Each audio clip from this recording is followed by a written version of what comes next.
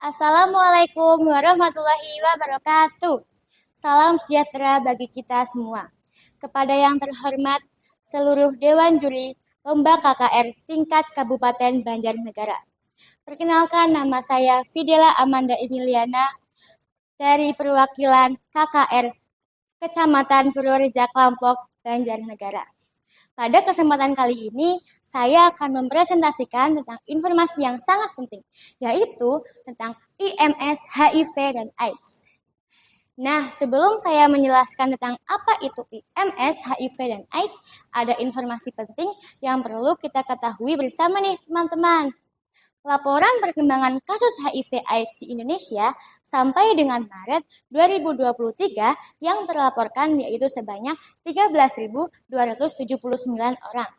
Dari 1.230.023 orang yang dites HIV. Dan sebagian besar terdapat pada umur 25-49 tahun. Informasi ini diambil dari website Tim Kerja HIV dan PIMSI Indonesia.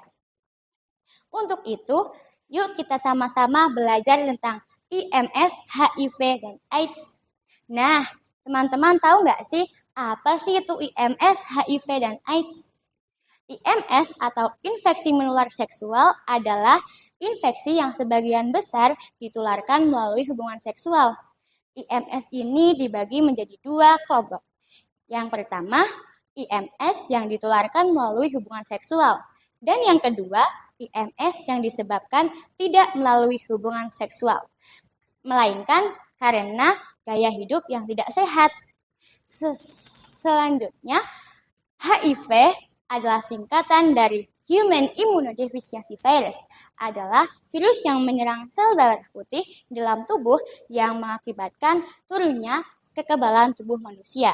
Sedangkan AIDS atau Acquired Immune Deficiency Syndrome adalah kumpulan gejala penyakit akibat menurunnya sistem kekebalan tubuh manusia.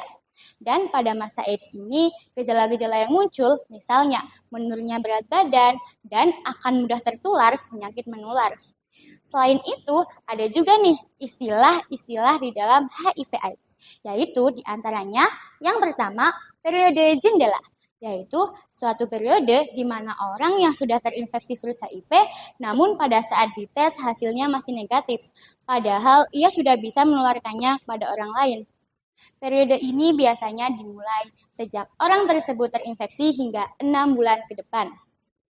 Yang kedua, periode tanpa jendela. Pada tahap ini, daya tahan tubuh masih mampu mengatasi serangan dari berbagai penyebab penyakit. Meskipun seseorang sudah terinfeksi virus HIV, namun dia akan merasa sehat dan tidak merasakan gejala apapun. Tahap ini berlangsung selama 5-10 tahun, tergantung pada status kekebalan tubuh masing-masing orang. Nah, HIV ini dapat menular melalui berbagai cara, yaitu diantaranya yang pertama, hubungan seksual yang bergonta-ganti pasangan. Yang kedua, melalui jarum suntik yang sudah tercemar HIV atau tidak steril. Yang ketiga, melalui ibu hamil ke anaknya. Dan yang terakhir, melalui air susu ibu. Nah, teman-teman tahu nggak nih, di mana sih tempat hidup virus HIV itu? Tempat hidup virus HIV ada di beberapa bagian tubuh kita loh, yaitu di antaranya darah, cairan bukan sperma, cairan vagina, dan ASI. Jika teman-teman tidak mau terkena virus HIV, saya kasih tahu ya tipsnya, yaitu dengan cara A, B, C, D, dan E. A. Abstinensi, yaitu tidak melakukan hubungan seksual sebelum menikah. B. Biviatur, yaitu setia kepada satu pasangan, terutama buat yang sudah menikah ya. C. Kondom, yaitu menggunakan kondom saat berhubungan seks yang beresiko. D. Don't inject, yaitu tidak menggunakan obat-obatan terlarang, apalagi yang menggunakan jarum suntik ya. E. Education, yaitu menggali informasi sebanyak-banyaknya tentang HIV dan AIDS. Itu dia tadi yang dapat kita lakukan agar terhindar dari virus HIV dan AIDS.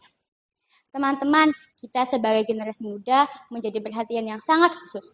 Karena masa remaja adalah masa-masa yang masih labil dan mudah terjerumusnya kepada hal-hal yang negatif, seperti pacaran yang tidak sehat dan narkoba. Karena narkoba dan seksualitas adalah salah satu pintu masuk dari virus HIV. Oleh karena itu, marilah kita menjadi generasi muda yang tegar, berperilaku positif, dan tetap memegang prinsip A, B, C, D, dan E. Itu tadi yang dapat saya presentasikan dan semoga masa remaja kita dapat dijalani dengan sehat, aman, dan perkuat iman agar dapat tercapainya cita-cita yang kita semua harapkan. Sebagai penutup, saya akhiri dengan kata bijak. Hidup ini terlalu berarti untuk disia-siakan. Lindungi dirimu dari HIV dengan tindakan dan pengetahuan yang tepat. Stop AIDS, mari kita wujudkan Indonesia sehat dengan zero infeksi HIV baru, zero kematian, dan zero intimidasi. Sekian dari saya. Wassalamualaikum warahmatullahi wabarakatuh.